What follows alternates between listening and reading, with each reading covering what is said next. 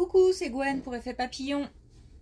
On se retrouve pour les énergies du lundi 6 janvier 2025. On va commencer par les messages de l'oracle des rêves et des connexions spirituelles pour voir un petit peu la tendance des énergies du lundi. Mais déjà, je ressens...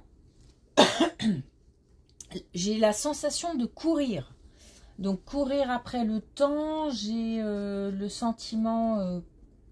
je vais être en retard, je vais peut-être louper quelque chose d'important, j'ai quelque chose d'important à faire, mais j'ai l'impression que j'ai peut-être loupé le coche. Mais j'ai... Alors, peut-être qu'on va être bousculé par pas mal d'agitation, beaucoup de choses à faire. Peut-être qu'on va être débordé, mais j'ai le sentiment que j'ai pas assez anticipé. Comme si on s'était pas forcément bien organisé et que ça, voilà, ça engendre des retards. Je cours, il y a un rapport avec le temps, donc je cours après le temps, mais je cours tout court aussi. Donc... faut s'activer, s'activer, s'activer, mais j'ai pas anticipé. Alors, soit, encore une fois,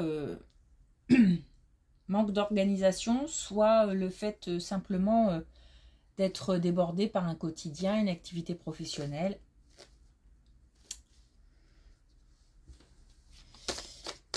En tous les cas, ça bouge. Ça bouge, ça bouge.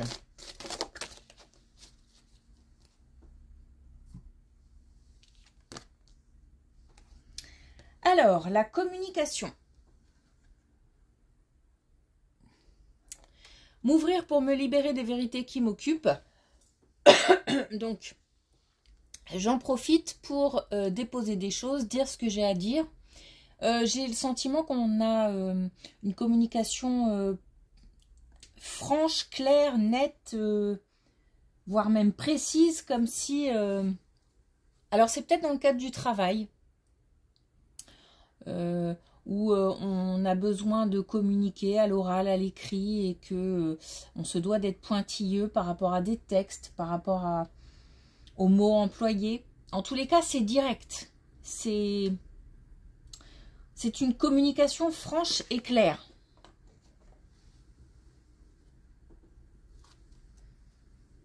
C'est une énergie moins douce que ces derniers temps, mais en même temps, donc ça s'agite.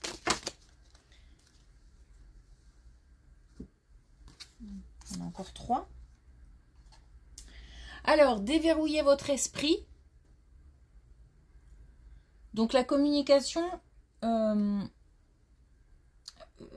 ce cas aussi, attention, parce que si elle est franche, claire, nette, attention aussi comment elle peut être perçue, reçue. C'est aussi le fait de recevoir une communication, donc on peut aussi être un petit peu bousculé par quelqu'un qui nous parle franchement, qui dit les choses telles qu'elles sont. Ça peut secouer, ça peut remuer. En même temps, là, l'idée, c'est vraiment d'ouvrir à d'autres points de vue.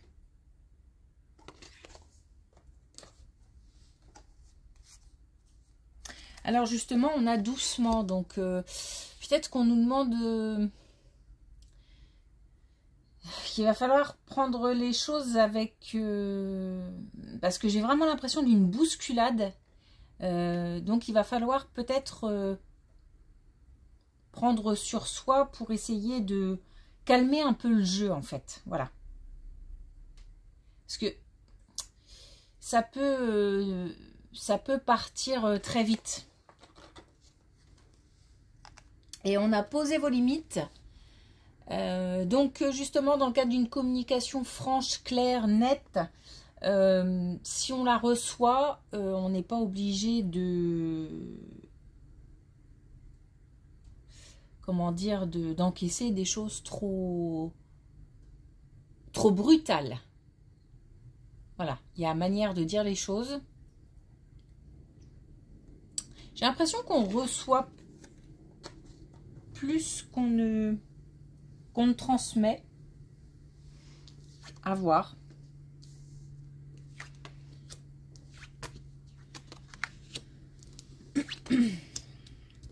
Alors, de nouveau, la communication, de nouveau, les vérités, l'authenticité. Donc, oui, on a une distance à prendre par rapport à des jugements. Donc, on a une communication qui peut être sincère, mais en même temps, qui peut être blessante. Donc, l'idée, c'est de rester concentré sur l'idée derrière les mots, en fait. Les mots peuvent être durs, peuvent résonner fort, mais c'est plus l'idée qu'il y a derrière ces mots qui est, ou les idées qui sont importantes, plus que les mots. Donc, il faut réussir à mettre une distance par rapport à ça et ne pas... forcément, je pense que la première réaction, ce sera de se sentir agressé et du coup de réagir peut-être en étant soi-même agressif ou sur la défensive. Et pourtant, j'ai le sentiment qu'on nous dit des choses qu'on a besoin d'entendre. Après, c'est la manière dont c'est dit. Faut peut-être aussi, à nous peut-être de dire aussi, il y a d'autres manières de dire les choses. Si c'est nous qui allons transmettre, bah voilà, c'est la même chose, mais en sens inverse. Donc attention à la manière dont on transmet. On peut employer des mots très clairs, c'est important d'ailleurs même, être précis, mais en même temps d'y mettre les formes. Donc là, on a un message, j'ai l'impression que c'est un message important quand même. C'est une communication importante. Comme si on nous mettait en face de en face de quelque chose, donc nos vérités, nos erreurs, nos défauts, nos problèmes, voilà. Et forcément, c'est pas très agréable.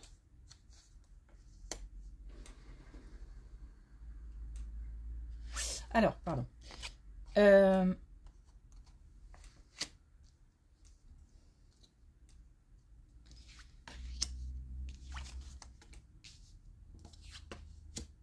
Ok.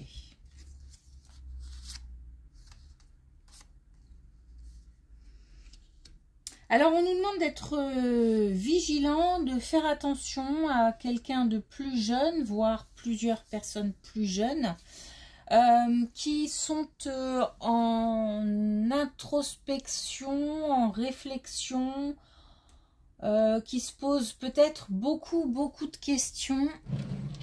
Je suis désolée, j'ai un souci. Et ça fait du bruit et ça me déconcentre. Donc, en pleine réflexion, en introspection, qui se posent beaucoup de questions, qui ruminent. Voilà, qui ruminent. Ça allait mieux et puis, bon, en fait, ça doit être cyclique. Hein, après, c'est peut-être l'âge. Hein, le fait de manquer d'expérience, le fait d'être inexpérimenté par rapport à un travail, par rapport à la vie d'une manière générale, fait qu'on se pose beaucoup de questions et qu'on doute beaucoup. Donc on a là des plus jeunes qu'il faut surveiller, observer. C'est, je pense, une période normale, mais en même temps, parce que c'est ce qui permet de grandir aussi, le fait de se poser des questions, le fait de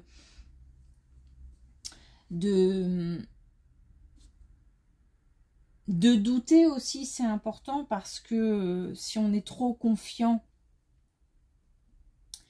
c'est pas forcément bon non plus, mais il faut rester vigilant, parce que j'ai l'impression que c'est aux plus matures et aux plus expérimentés de donner de la force et du courage, de réconforter. Alors c'est pas évident, parce que si le plus jeune ou les plus jeunes sont dans leur coin, c'est pas forcément facile à détecter. C'est pour ça qu'on nous demande d'ouvrir l'œil.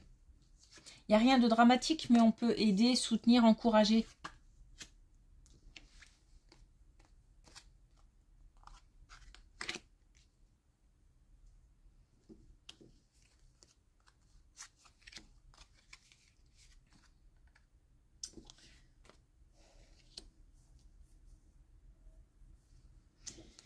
Alors là,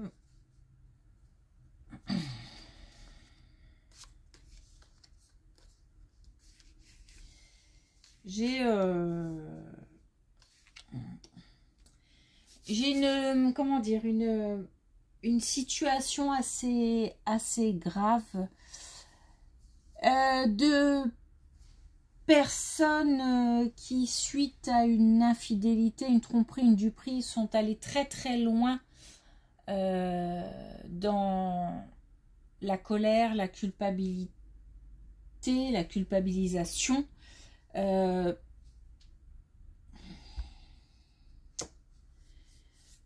Ça a affecté la santé morale, physique. On a même pu se retrouver hospitalisé. Donc ça, c'est quelque chose qui...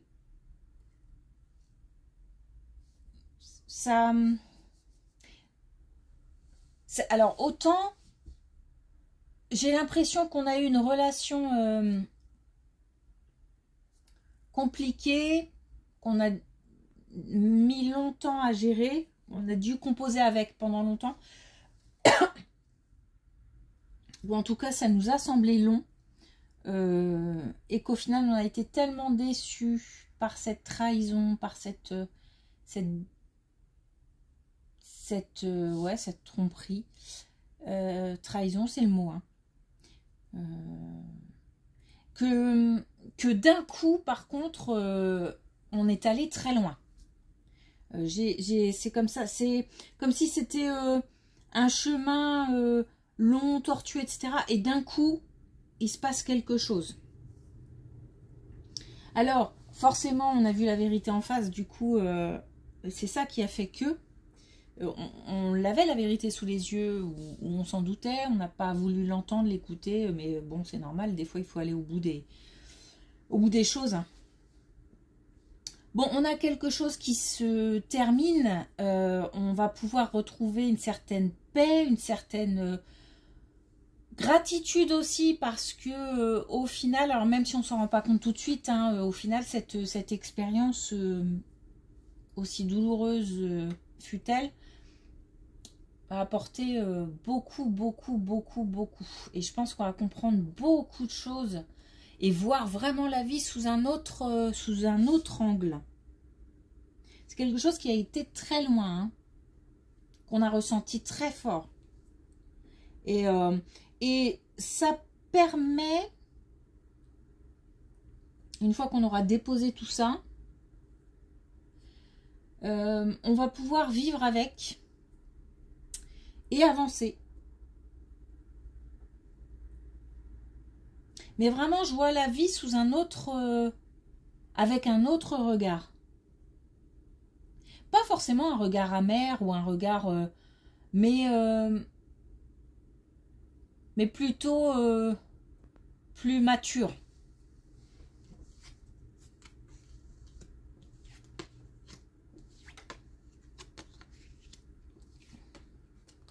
Alors, on a de nouveau... Ok, donc on va y arriver, hein. C'est quelque chose, c'est une épreuve qui sera surmontée. Ça fait mal, hein, ça fait super mal. C'est très lourd et ça prend une énergie de dingue. On est plusieurs, c'est-à-dire que là on a le soutien et on a la collaboration, on a vraiment plusieurs personnes qui peuvent aider, soutenir. En fait, d'un sentiment peut-être de solitude, on va peut-être se rendre compte que l'entourage peut aider, va aider, sera un soutien très important qui va permettre de retrouver de la confiance, de déculpabiliser aussi, de se dire que bah oui, c'est vrai qu'on a été prévenu, oui, c'est vrai que on le savait quelque part aussi soi-même, mais on n'a pas voulu voir, mais c'est normal. C'est encore une fois, parfois il faut aller au bout du processus pour pouvoir passer à autre chose, comme si on devait tourner une page une fois qu'on avait bien tout lu, bien tout écrit, bien tout compris, etc. Et donc l'entourage va permettre de retrouver la paix, le calme, mais aussi surtout une grande confiance en soi. Enfin, une grande confiance. Va permettre petit à petit de retrouver la confiance en soi. Et aussi pouvoir de nouveau attirer de belles choses. Donc sortir de cet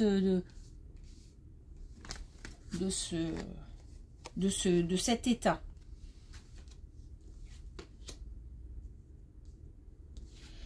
On en sort renforcé, on en sort même protégé.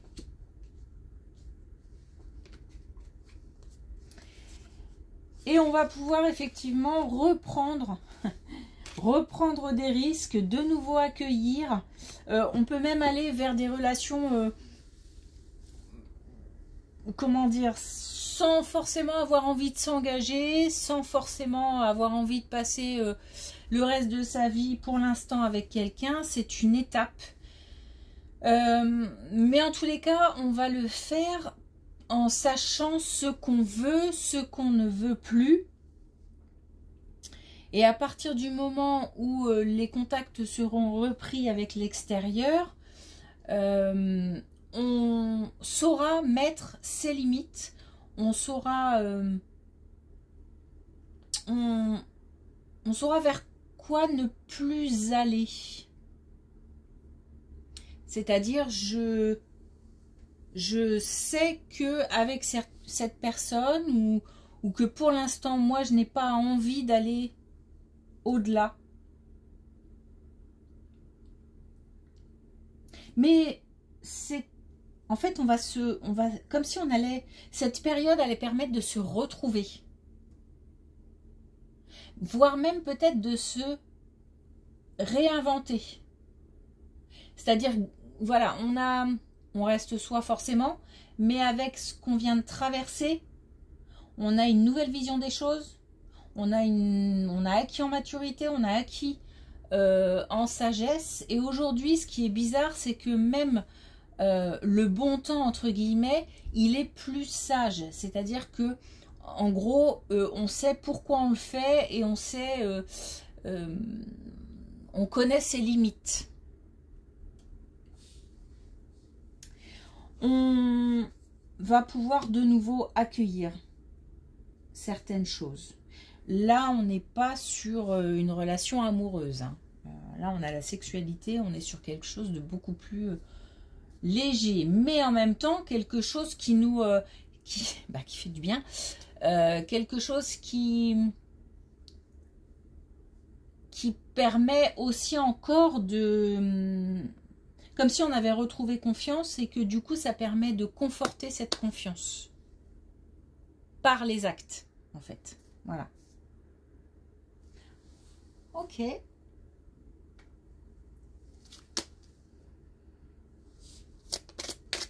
Alors, est-ce qu'on a un dernier message avec... Oui, l'oracle des couleurs. On a le bleu orage.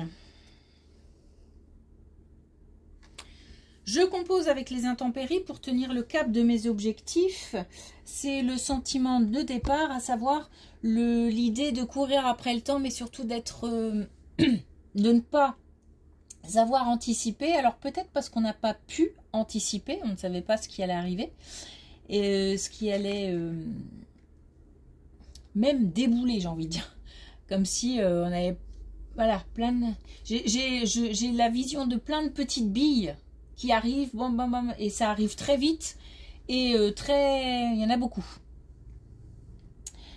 Donc, on reste concentré sur ses objectifs parce on risque le retard et on risque même de louper des choses, de passer à côté d'opportunités. Et pour finir, attention à la communication qui risque d'être un petit peu... qui risque d'être tellement franche que du coup peut-être un petit peu brutale. Donc soit on transmet, soit on reçoit. Mais on essaye de mettre un petit peu de douceur tout en restant, en tous les cas, un petit peu les formes plutôt, tout en restant clair. Ok. Merci pour votre écoute. Je vous souhaite une belle journée et je vous dis à mardi.